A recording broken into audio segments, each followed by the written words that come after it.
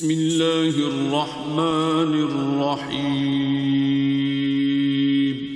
شروع اللہ کا نام لے کر جو بڑا مہربان نہایت رحم والا ہے۔ السلام علیکم ورحمۃ اللہ وبرکاتہ۔ نحمده ونصلی علی رسولہ الکریم، اما بعد فاعوذ باللہ من الشیطان الرجیم، بسم اللہ الرحمن الرحیم۔ اللہم صلی علی محمد وسلم وبارک صلی علیہ۔ اعوذ باللہ من الشیطان الرجیم، بسم اللہ الرحمن الرحیم۔ فَإِنْ آمَنُوا بِمِثْلِ مَا آمَنْتُمْ بِهِ فَقَدِ اهْتَدَوْا۔ وقال النبي صلى الله عليه وسلم: لو كنت متخذا خليلا لاتخذت أبا بكر خليلا۔ اسلام ودا نہیں جس نے پانی سے غذا پائی، دیا خون جگر صحابہ نے تو گلشن میں بہار آئی۔ اگر چاند ہے آقا تو ستارے ہیں صحابہ، واللہ ہمیں جان سے پیارے ہیں صحابہ۔ ملت کو ذرا بیدار تو ہونے دے دو، ہر ایک شخص پکارے گا ہمارے ہیں صحابہ، ہمارے ہیں صحابہ۔ احباب زیوکار، انتہائی مختصر حمد و ثنا اور درود و سلام کے بعد انشاءاللہ الرحمن میں آپ احباب کے سامنے چند معروضات، چند گزارشات انشاءاللہ بڑے اختصار اور پیار کے ساتھ انشاءاللہ گوش گزار کر کے اجازت چاہوں گا۔ محترم جناب میاں عمار صاحب، ان کے دیگر رفقا، اللہ تمام احباب کی محنتیں اپنی بارگاہ کے اندر قبول فرمائے۔ اور مجھے حکم فرمایا گیا ہے کہ میں آپ احباب کے سامنے عظمت صحابہ، رفعت صحابہ، مقام صحابہ، بلندی صحابہ، شان صحابہ کے حوالہ سے چند باتیں آپ احباب تک رکھوں۔ تو آئیے میں اپنی بات کا آغاز بلا تمہید کر دینا چاہتا ہوں۔ انشاءاللہ میرے بعد استاد محترم حضرت مولانا قاری عبدالسلام عزیزی صاحب حفظہ اللہ تعالیٰ کی آپ بڑی خوبصورت انداز کے ساتھ تلاوت قرآن مجید ارشاد انشاءاللہ آپ کے سامنے ارشاد فرمائیں گے، سنیں گے۔ تو آئیے ذرا آپ توجہ کیجئے، غور فرمائیے۔ حضرات، اگر کوئی شخص محنت کرے وہ محنت کر کے خطیب بن جائے گا، اگر کوئی محنت کرے وہ محنت کر کے ادیب بن جائے گا، اگر کوئی محنت کرے وہ محنت کر کے مقرر بن جائے گا، اگر کوئی محنت کرے وہ محنت کر کے علامہ بن جائے گا، فہامہ بن جائے گا، عابد بن جائے گا، زاہد بن جائے گا، عالم بن جائے گا، حافظ بن جائے گا، قاری بن جائے گا۔ لیکن میری جماعت کا عقیدہ یہ ہے، ہمارا پیغام یہ ہے، ہمارا اعلان یہ ہے کہ کوئی بھی انسان محنت کر کے صحابی نہیں بن سکتا۔ کیونکہ صحابی کی تعریف کیا ہے، صحابی کی ڈیفینیشن کیا ہے، صحابی کسے کہا جاتا ہے، صحابی کون ہوا کرتا ہے؟ جس نے ایمان کی حالت کے اندر نبی کائنات کا چہرہ پر انوار دیکھا ہو، جس نے ایمان کی حالت کے اندر نبی علیہ السلام سے ملاقات کی ہو اور ساری زندگی ایمان کی حالت میں گزاری ہو، اور کون سا چہرہ دیکھا ہو جس چہرے کے بارے میں حضرت حسان نے کمال درجے کی بات کی، فرمایا وَأَحْسَنَ مِنْكَ لَمْ تَرَ قَطُّ عَيْنِي وَأَجْمَلَ مِنْكَ لَمْ تَلِدِ النِّسَاءُ خُلِقْتَ مُبَرَّأً مِنْ كُلِّ عَيْبٍ كَأَنَّكَ قَدْ خُلِقْتَ كَمَا تَشَاءُ۔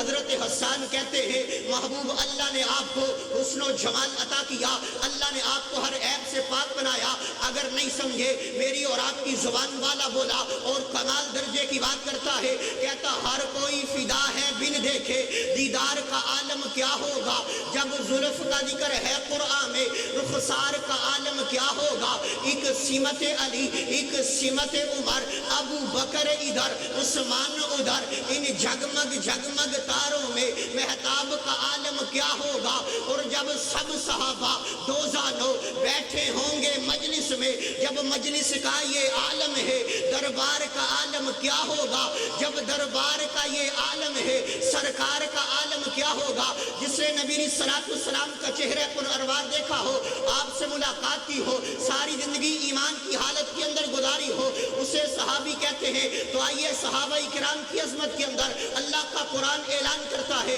فرمایا فَإِنْ آمَنُوا بِمِثْلِ مَا آمَنْتُمْ بِهِ فَقَدِ اهْتَدَوْا۔ اللہ فرماتے مجھے ایمان ایسا چاہیے جیسا ایمان صحابہ کا ہے، اللہ فرماتے مجھے ایمان ایسا چاہیے جیسا ایمان ابو بکر کا ہے، اللہ فرماتے مجھے ایمان ایسا چاہیے جیسا ایمان عمر کا ہے، اللہ فرماتے مجھے ایمان ایسا چاہیے جیسا ایمان عثمان و علی کا ہے رضوان اللہ علیہ مجمعین۔ اللہ کے قرآن کی ایک اور آیت مبارکہ پڑھ دینا چاہتا ہوں، اللہ رب العالمین اعلان فرماتے ہیں، فرمایا رضی اللہ عنہم ورضوان، اللہ فرماتے میں صحابہ سے راضی، صحابہ میرے سے راضی ہے۔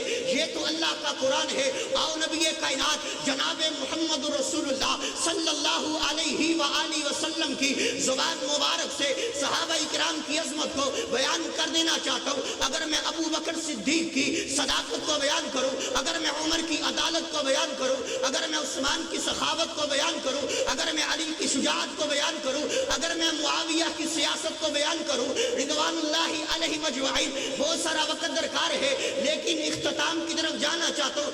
سنیے گا جناب سیدنا حضرت ابو بکر صدیق رضی اللہ تعالی عنہ کے حوالہ سے ایک دو باتیں کر کے میں بات ختم کرنے لگا ہوں۔ کون جناب ابو بکر، جن کے بارے میں نبی کریم نے تاریخی جملہ بولا، فرمایا لو کنت متخذا خلیلا لاتخذت ابا بکر خلیلا۔ لوگوں اگر میں کسی کو اپنا خلیل بناتا جناب ابو بکر کو بناتا، جس کے بارے میں اہل سنہ والجماعہ کا اس بات پر اجماع ہے کہ افضل البشر بعد الانبیاء، سارے نبیوں کے بعد عظیم ترین شخصیت جناب ابو بکر صدیق رضی اللہ تعالی عنہ کی ہے۔ پھر وجہ کیا ہے، پھر سبب کیا ہے، پھر ریزن کیا ہے، کیوں صحابہ کرام کے بارے میں نازیبا الفاظ کو استعمال کیا جاتا ہے، کہا جاتا ہے نبی پاک کے صحابہ نبی پاک کے اہل بیت سے محبت نہیں کرتے تھے، نبی پاک کا یارانہ نبی پاک کے گھرانے سے محبت نہیں کرتا تھا۔ بس یہ بات سمجھا کے ختم کرنے لگا ہوں۔ اللہ کا قرآن اعلان کرتا ہے،